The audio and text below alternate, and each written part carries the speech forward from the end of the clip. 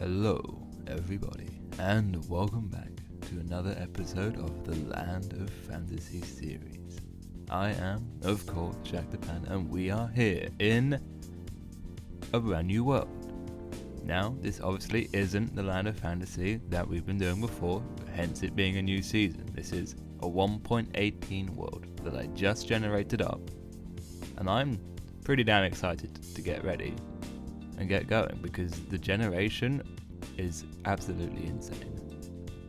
This is a completely random seed that I generated like 5 minutes ago, and I'm already super inspired to get going into this world.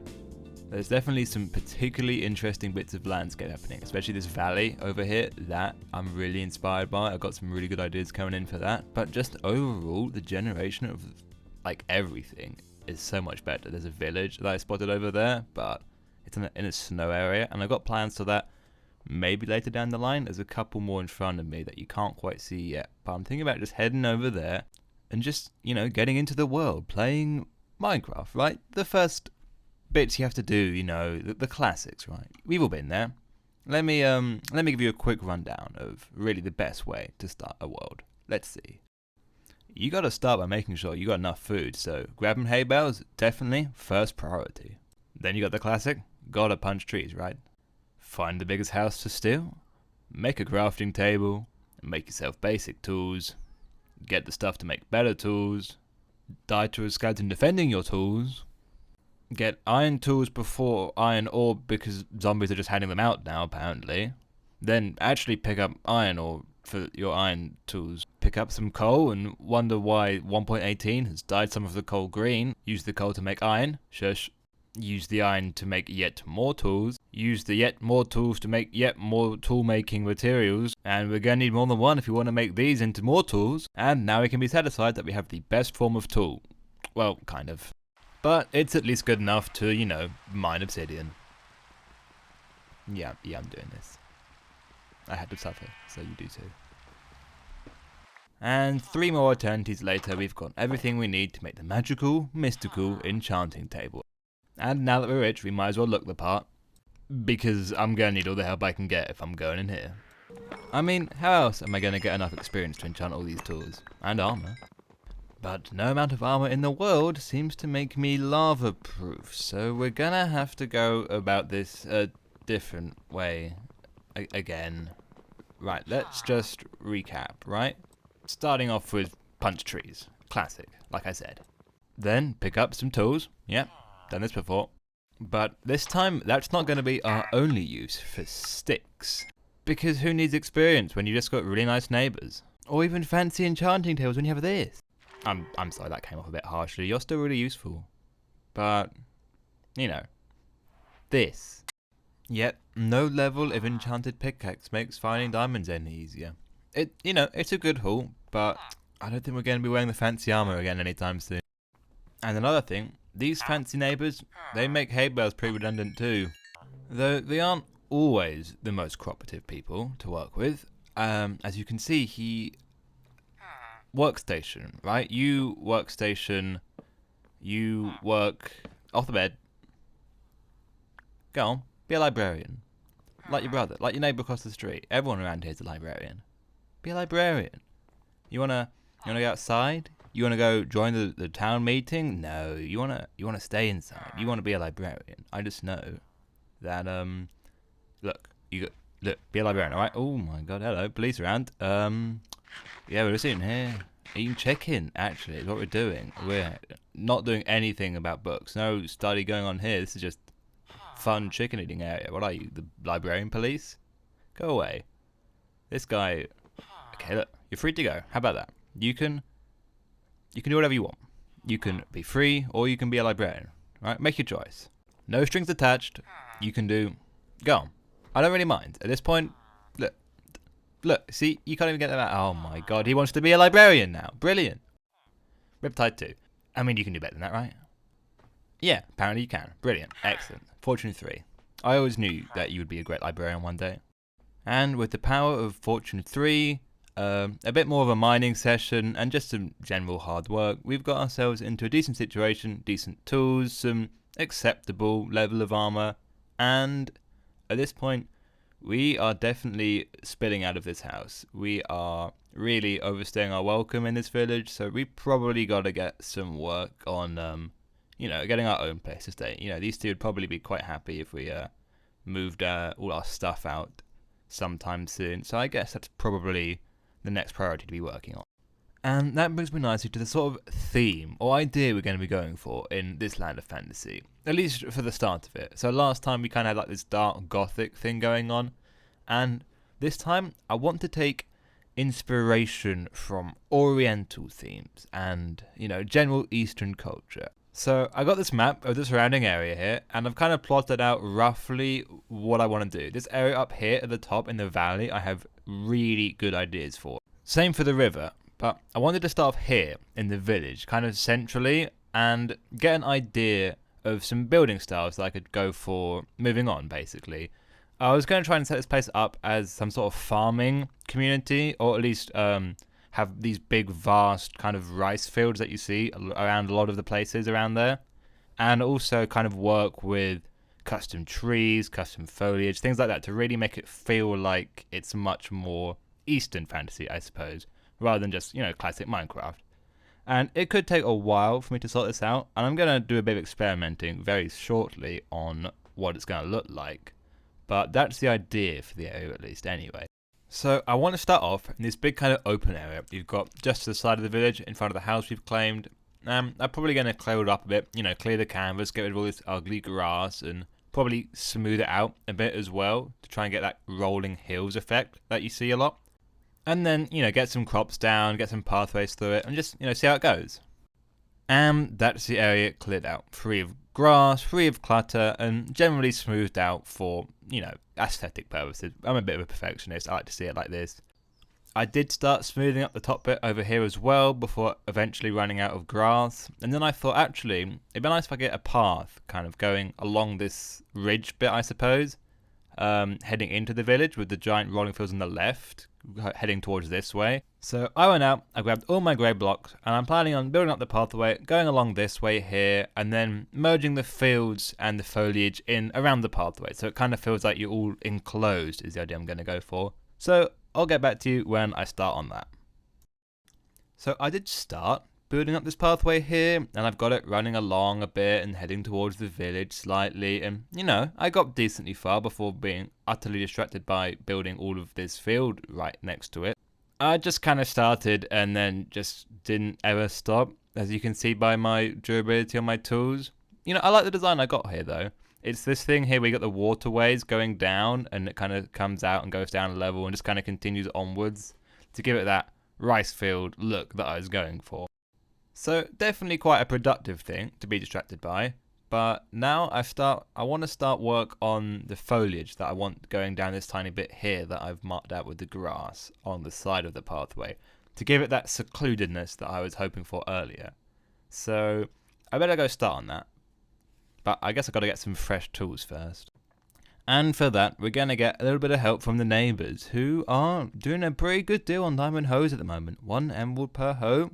I mean, yeah, I got to get a couple of those, and 7 for the shovel is pretty good too, though 22 for the axe is not amazing. I think I'll probably go grab a few more diamonds first from the mine, hopefully, and then we'll get back to building some foliage up. Oh look, I found a friend. He seems totally fine with me being here. You right, mate? Yeah, he doesn't seem to. He's just shaking his head in the corner. This is sad. Oh, hello. You right? Yeah, you right? Not bad. Yeah. How's your day going? Yeah, it's dark down here. You alright? You okay? You seemed a bit sad when I first saw you. You fine? You sure? Should I just leave you here? You alright? Yeah, he'll be fine, I'm sure. They've survived worse. And with those distractions out the way, I got a bit of time to start working on the foliage around the pathway, or at least around this little shrine that I built up over here. And I had the ox a while ago. At least I built it up with the pathway, but I never actually showed you. This is my little Spirit of the Ox shrine, complete with all these lovely little bamboo shoots and sugarcane. That's really hard to sort out. I mean, you got to get like the water here, and then build up the sugarcane, destroy it, and then not update it so that it doesn't ever fall back down. And it doesn't update itself if it's taller than 4 blocks tall, so it doesn't fall back down then. But yeah, basically it's a really long process and really a lot of work to do that. But I think it's worth the hassle because it creates this lovely seclusion effect. So you can kind of worship at the shrine of the ox in peace and, no prying eyes from the workers or people going along the pathway. And I wanted to build up a cool gate here as well, but I haven't quite got the materials I was hoping for. I was going to try and use the cool red nether brick for it, but obviously I haven't found a fortress in the nether yet. So I'm going to try and see if I can build the foliage along this bit here as well. And just kind of continue the little bamboo foresty thing I've got going along the side of the pathway for a bit longer, so that it doesn't stand out as much just being around the shrine over there. And, oh my god, Enderman, sorry, just absolutely hate those things. You spend so much time putting down blocks very specifically, and they are really good at taking away very specific blocks and just putting them where you don't want to see them. Endermen aside though, it's probably best we start building the foliage up along this way and just start tying the whole place together as one nice little biome. Man, you are really asking for it, huh? And after a few more hours, we've got this whole area completed. I even went out and got the red nether brick for the gate, so I'm pretty happy with that. And I think this whole area is looking really nice now. These gates tie everything together, which I'm pretty happy with. They're kind of they're based on the Japanese torii gate, I believe. I hope I'm saying that right. And there's another one down here as well. You can continue down. And I actually really like this area. I got distracted and wasted a lot of time just sort of sitting here in like the tranquility of it, resting at the shrine of the ox and, just enjoying life and having a nice little moment to myself in the nature. And I put quite a lot of effort in with all the flowers and generally just trying to make it a place that you'd want to go and worship, right? It's meant to be peaceful, but also beautiful in its own kind of special way, I guess. So I'm actually really happy with how this came out. It really feels like a little secluded Japanese shrine that you'd find off the beaten path. And that's, the best I could really hope for, to be honest. I'm really happy with the area. But like I said, it did take quite a long time to build up, and so we've really got to get moving on to working on something else now. That has taken up quite a lot of the time I had allocated. So I'm thinking I got to get somewhere better to live than this house, realistically. And I know what I'm planning on doing. I'm going to go inside and grab up all my materials, and I'm going to head out into the fields and build myself up a little windmill base. That's the plan, at least. I've got a rough design in my mind, but windmills do kind of scare me. So I'm hoping that it just kind of fixes itself as I start building. It's kind of throwing myself in the deep end and hoping for the best, I guess. And it's got to be a pretty good design because I was hoping to build another one next to it further along in the field. As you can see, I've marked out the 2 spots I wanted them with these cobblestone rings. So definitely a bit nervous. I always find windmills are really hard to get the shape right, and working with those panes I always find is a pain, hilariously. Got a bit of a unique colour palette too. So I think I just got to dive right into this and hope for the best. So let's just jump right into a time lapse.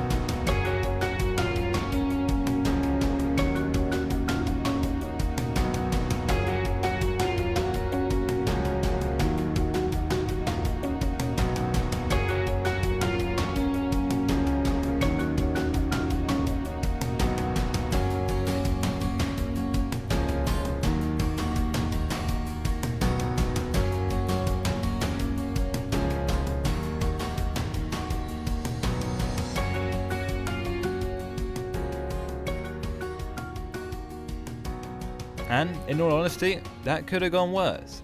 It did help that I ended up finding an image on the internet that really helped me design the shape of it properly, how I liked it. Let's see if we can go over here. Yeah, it looks pretty good through the bamboo. Kind of hides it for a bit as you approach. I definitely think it needs mild tweaking. I'm not 100% with it, but I couldn't quite figure out where. So I just kind of finished the build off, and I'm hoping it stands out to me. Or maybe I learn to live with it.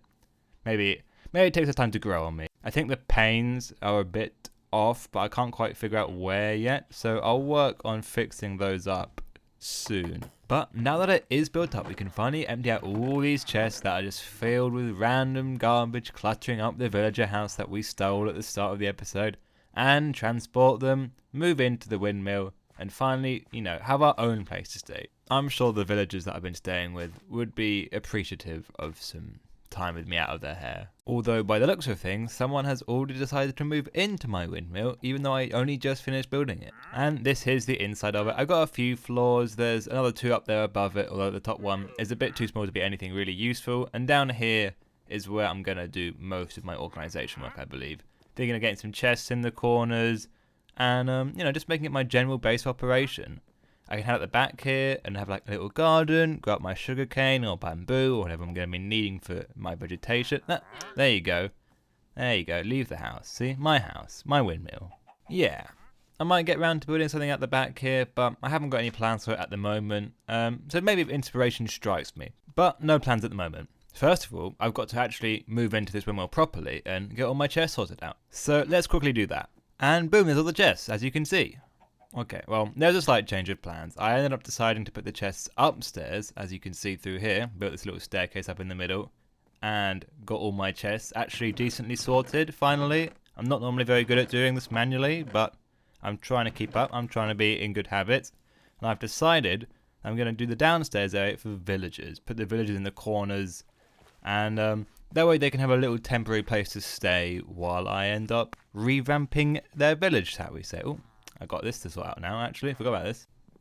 I got a pretty good idea where this can go. I've got a certain second story room in the windmill that's a bit devoid of anything useful at the moment. So, yeah, this is going to be a pretty good fit for there, to be fair. It's a little dark, but, it fits quite nicely and snugly. And, yeah, here's the upstairs bit that I said it wasn't really going to be much useful. You kind of get in the way of the mechanism that turns the panes on the windmill, and you can't really put anything up there.